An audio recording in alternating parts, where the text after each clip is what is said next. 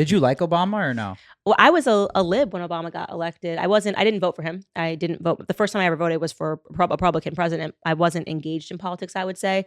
But you could not, I feel like, as a Black person in America, the promise of the first Black president. And by the way, as a white person too, I think he was very everyone inspiring. Yeah. was Good sort of speaker. hit with this feeling of, yay, we have finally getting over the sins of our past America. And I remember crying when he won, the night that he won in Wow. 2008. I mean, I was in freshman year of college, but I was sitting there just watching the news. And people were running into the streets and celebrating. And Yeah, like as a guy, he's a man. Like Obama's the man. Yeah. I don't care if he's gay. He's super He's a relatable dope too. guy, hey, but it's totally cool if Obama's gay. It's totally cool. it's fine. What's up with all the liberals and like Blow? And what? Like Barack Obama at the White House, they're finding Blow. Like, Oh, I didn't know they got down like that. How honestly. amazing is that? I did. Are you kidding me? Hunter Biden's laptop kind of gave everything away, I think. But it's just incredible that they're going with, we can't figure out who brought the blow in. I think that's amazing. I almost have to respect it. It's definitely not the first time though. It's just the first time someone got caught. No? It's the most surveilled building in the world. You can't go 1 inch into there without. You're gonna tell me, and I know exactly where they found it. It's just incredible to believe that they're actually gonna run with, we just couldn't figure out who put the blow in there. That's how you know it's someone high up. Yeah. Because they would have thrown an intern on the bus in 4 seconds. You know, they would have thrown. It's got to be someone in the first family. You know.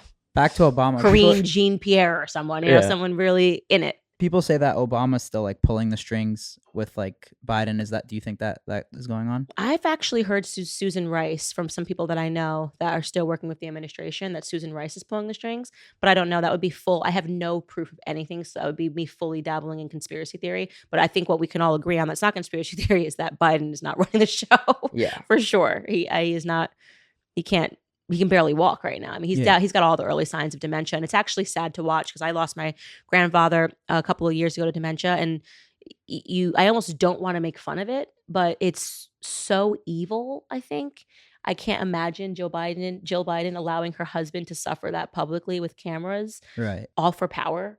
I mean, you can see it in his gait and the way that he walks and his forgetfulness and the lashing out, something that my grandfather started to do because when they come back into their memory, they're like kind of angry that they don't remember or that somebody wasn't listening to them. And he's showing all the clinical signs of not even early dementia, I would say. He's in dementia. And everyone's just pretending that he's not, and which the media is just, whatever. Yeah. He's just having another gaffe. You said you were a freshman in college when you were a liberal? Yeah, I was a liberal all through college. When did you make the switch? After why? University with Trump, which was crazy. I didn't want Trump to win. I was like, absolutely not. Crazy. Maybe Bernie. I remember Bird landed somewhere on Bernie Sanders, and I was like, cool. I wasn't engaged politically at all, and it was just weird because I didn't want Trump to win because I thought he was the guy who says you're fired.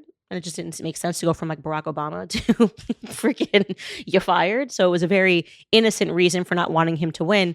And then I thought it was amazing that like everyone suddenly said he was like a racist, a sexist, incestuous. They went so hard that it made me go, okay, what's up here? Because that's the guy that was at P. Diddy parties. Everybody liked him. He was in the hip hop music I listened to. So you're not going to tell me that you just missed the idea. You just totally missed that he was Adolf Hitler for the last 20 years. He's been in the public eye. And so I just decided to listen to one of his speeches. And I heard what he said. And he had pitched directly to Black America. And he like went through all the stats of how Black America was suffering.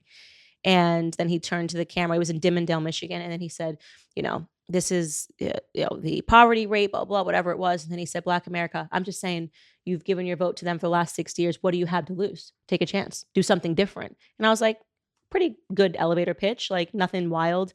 And then the media tried to flip it. The media that I trusted tried to flip it and say that he was looking Black America in the eye and telling them they were poor. Don Lemon was like fake crying. The whole thing was weird. And it actually just piqued my interest of how many times do they say that he said something that he didn't say, how many times, because I actually happened to catch that speech.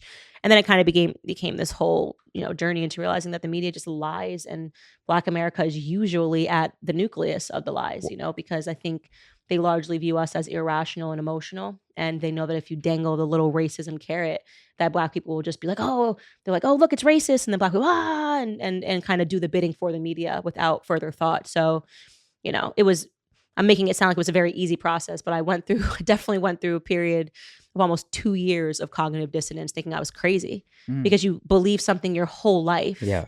And then just like that, you realize it's not true. Like I genuinely believed Republicans were racist. I genuinely believed that they wanted to send Black Americans back, that the South was racist.